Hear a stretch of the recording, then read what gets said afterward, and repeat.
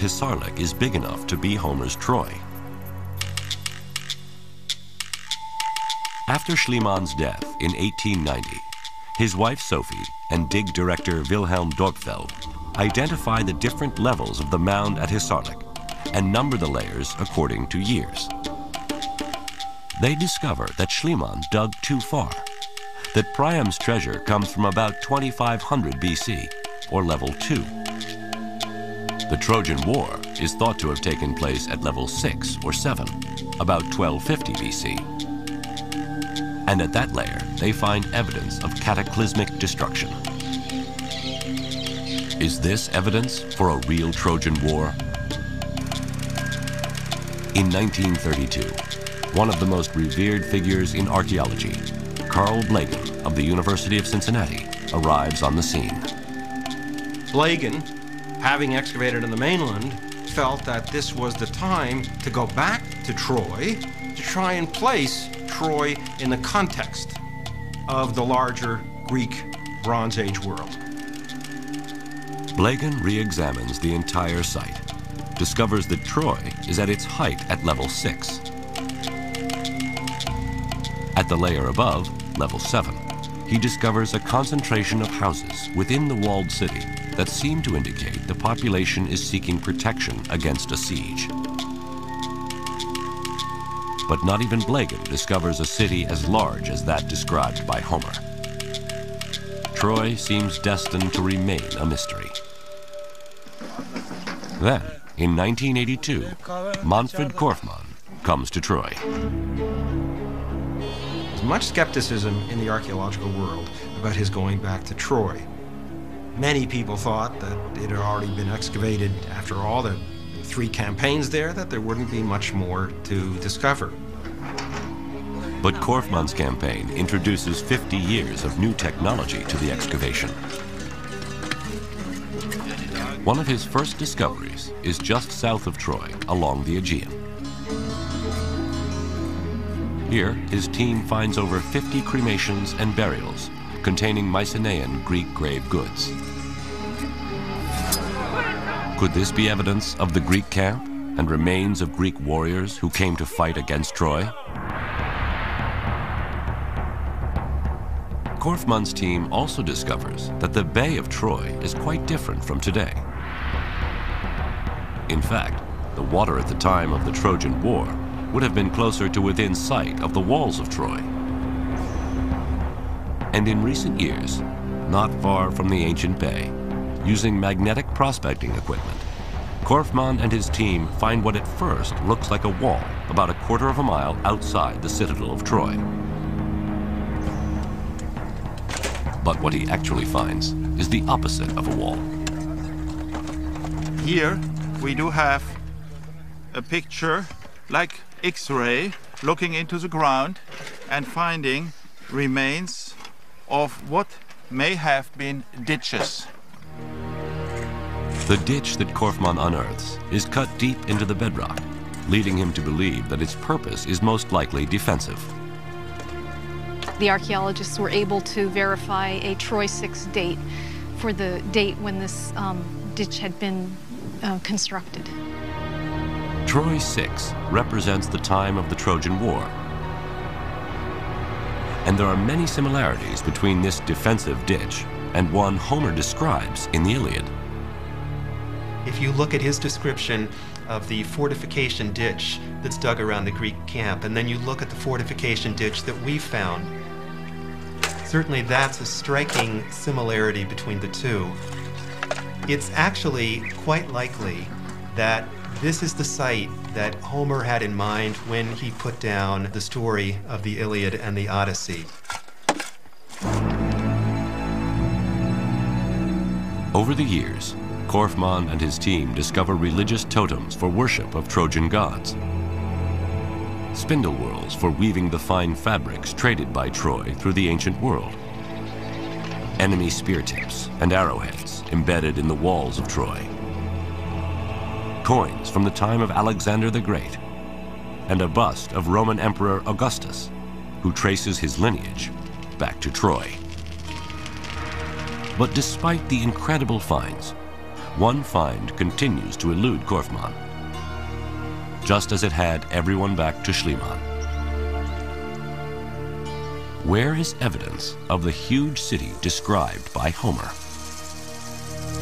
One of the more important things we want to know about Troy is how large the settlement was in different points in time at different periods, and how it grew, how it shrank, and if there were different activities going on in different areas or parts of the settlement. We can't answer this by excavation alone. To discover the elusive vastness of the city described by Homer, Korfmann's team employs a technique that more resembles farming than archaeology. It's called site survey.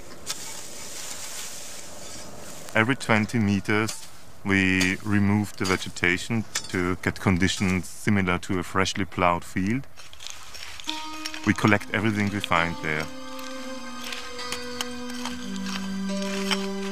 Pottery, tile fragments, whatever is lying around. Thus get an idea about settlement size and function of different areas.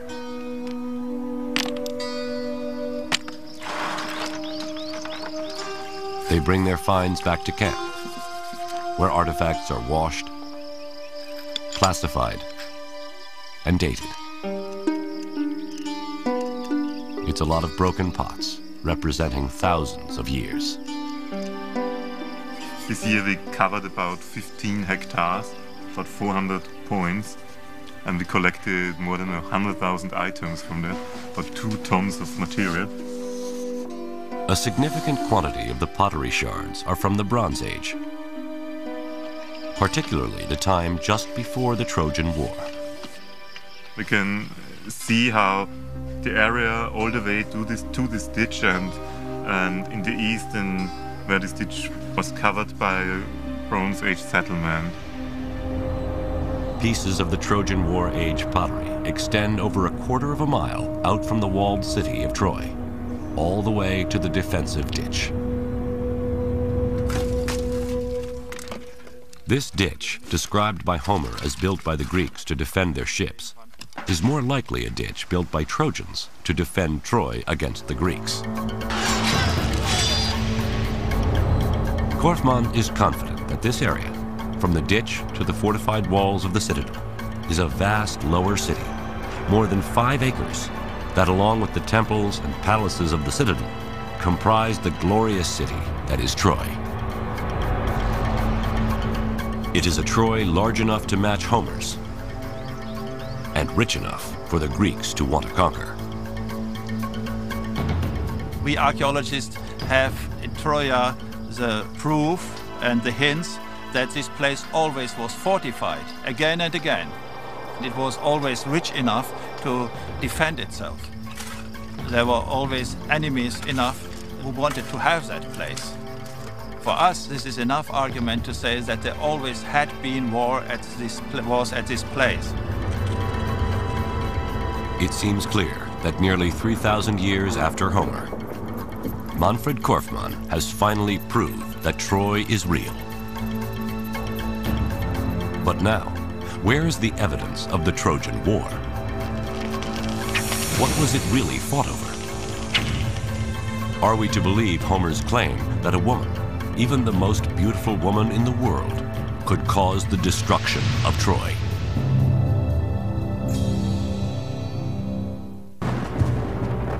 It is a Bronze Age clash of civilizations, fought around 1250 BC.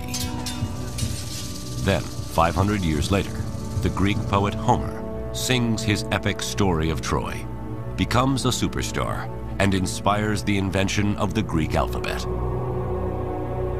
Over time, Troy is lost, and its story is obscured by myth and legend. Until the 1800s, when Homer's Iliad inspires the search for this legendary city. Today, archaeologists are uncovering evidence suggesting they have discovered the site of Troy. But how can the theft of Helen, the most beautiful woman in the world, launch 1,000 ships in a fight for love and glory? Is this the true story of Troy?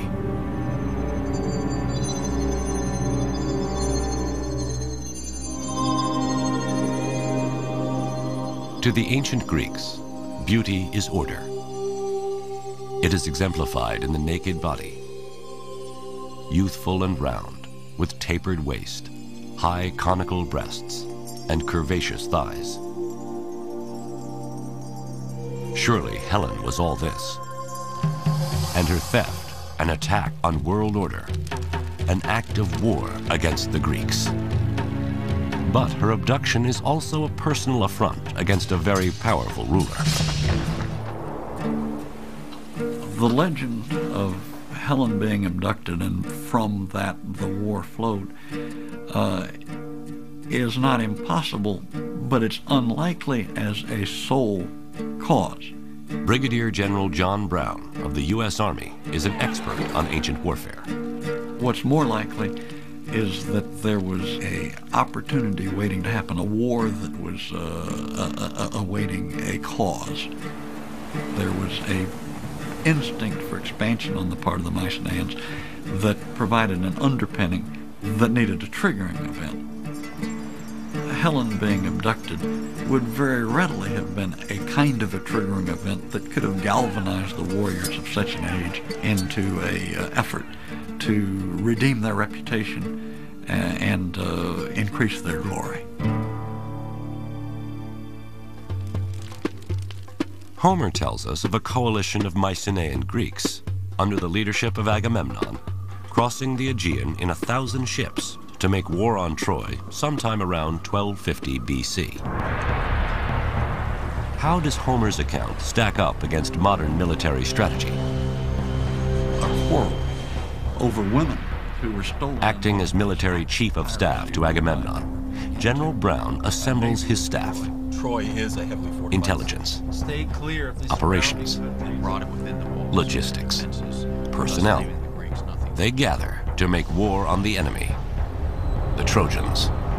Gentlemen, we've been asked to do an operational analysis of the Trojan War to try to come to grips with the campaign imperatives that affected both the Mycenaeans, or Greeks, and the Trojans in the course of The first order of business is what's at stake. The control of the seaborne trade route critical to the commercial economy of the ancient world. The strategic setting is dominated by the necessity of controlling trade routes. One I'd like to call your attention to in particular, and the one that affects our story, is the one running from the Black Sea through the Bosphorus, the Sea of Marmara, and out the Dardanelles. That's precisely the location of Troy. Troy's location gives it control of the trade route from east to west, access not only to the breadbasket of Western Asia, but also treasures of gold, spices, and luxury goods. A shipwreck discovered off the coast of Turkey in 1984, dating from the time of the Trojan War, is testimony to the riches at stake. Treasures from 7 civilizations are aboard the ship. Gold medallions from Egypt, urns of oil and spices from the Far East, and ox-hide-shaped ingots of tin from Central Asia, and copper from Cyprus. In fact, these metals are found in the exact proportions for making bronze. 10 parts copper, 1 part tin. Bronze is made from tin and copper. When you control your access to those materials, you're controlling the industrial materials of the Bronze Age. Controlling bronze production in the Bronze Age is like controlling oil in the Oil Age. If the Greeks want to become an empire, they'll need to capture Troy. But how?